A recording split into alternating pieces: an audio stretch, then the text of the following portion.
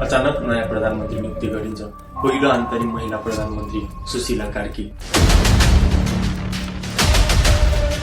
र छोटो समय जेल पनि बिताउनु भएको थियो। अब आधा जनताहरूलाई त यो सम्म थाहा थिएन उनी हुन् को।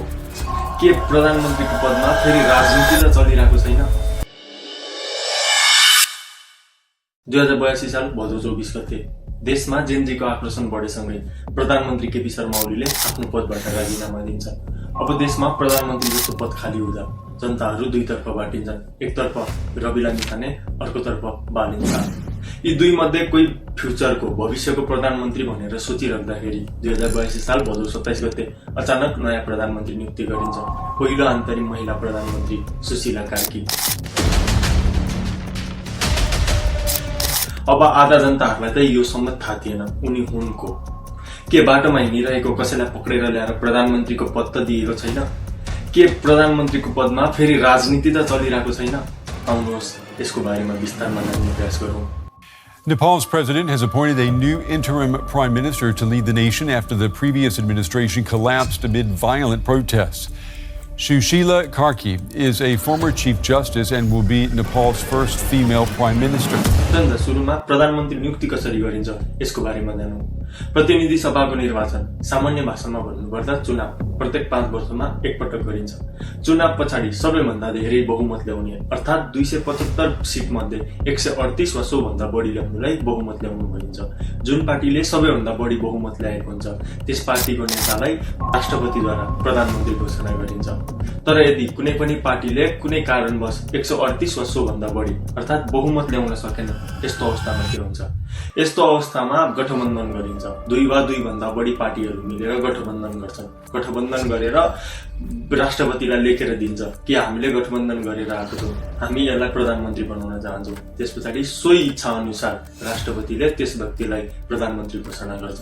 तर यदि गठबन्धन पनि भएन र बहुमत पनि आएन, यस्तो अवस्थामा के हुन्छ? यस्तो अवस्थामा राष्ट्रपतिले सबैभन्दा बढी सिट ल्याउने अर्थात् 138 भन्दा कम ल्याउने तर पार्टीहरू मध्ये सबैभन्दा बढी सिट ल्याउने पार्टीको नेतालाई 30 दिनको लागि कार्यकालको प्रधानमन्त्री बनाउँछन् र उनले 30 दिनभित्रमा संसदबाट भोट अफ कन्फिडेन्स अर्थात् विश्वासको मत जित्नुपर्ने हुन्छ। यदि उनले 30 दिनभित्रमा विश्वासको मत जित्न सक्यो भने उनलाई नियमित प्रधानमन्त्री बनाइन्छ।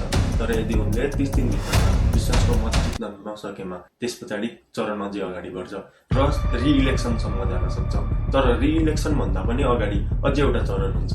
यदि कुनै पनि सानो सानो पार्टीहरूले गठबन्धन गरेका छन् भने पार्टीहरूको कुनै पनि नेतालाई प्रधानमन्त्री बनाउन सक्छन्। तर भरोसा छैन, संसदमा कसैको पनि भरोसा भएन भने रिइलेक्सन गरिन्छ। र अर्को हुन्छ अन्तरिम प्रधानमन्त्री।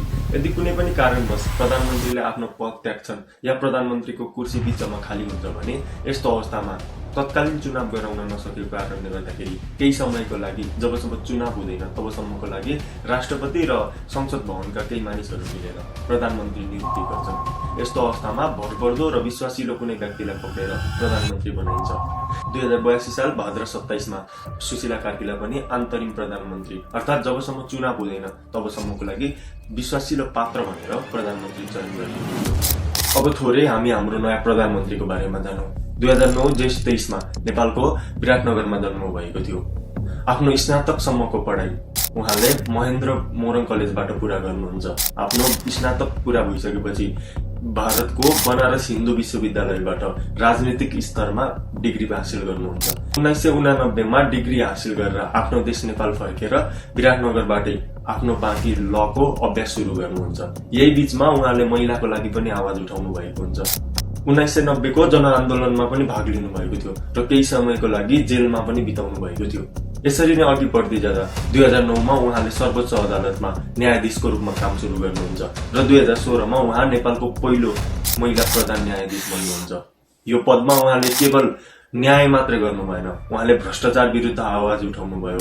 अदालतमा हुने राजनीतिक दबावहरू विरुद्ध पनि उहाँ खडा हुनुभयो।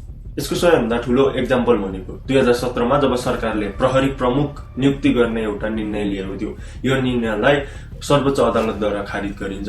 खारिज गर्नेमा सुशीला कार्की नै हुनुहुन्थ्यो।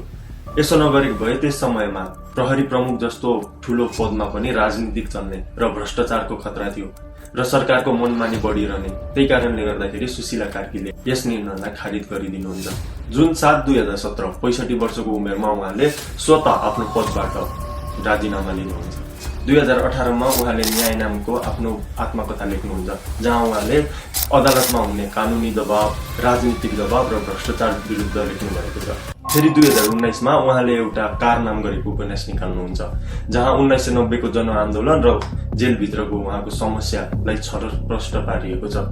2082 को जेनजी आन्दोलनकै क्रममा 1,45,000 भन्दा बढी युवाहरूले डिस्कस जस्तो प्लेटफर्ममा भरपर्दो र इमानदारिलो नेता भनेर उहाँलाई प्रधानमन्त्री चुनिदिन्छन्। फाइनली अन्तरिम प्रधानमन्त्रीकै रूपमा भए पनि, केही समयको लागि भए पनि देशले आफूले सोचे जस्तो प्रधानमन्त्री पाएको छ भन्ने मेरो आशा छ। बाँकी के हुन्छ अगाडि हेरौँ। नमस्ते। She emerged as the Gen Z protest movement's top choice to lead the country. Prime Minister KP Sharma Oli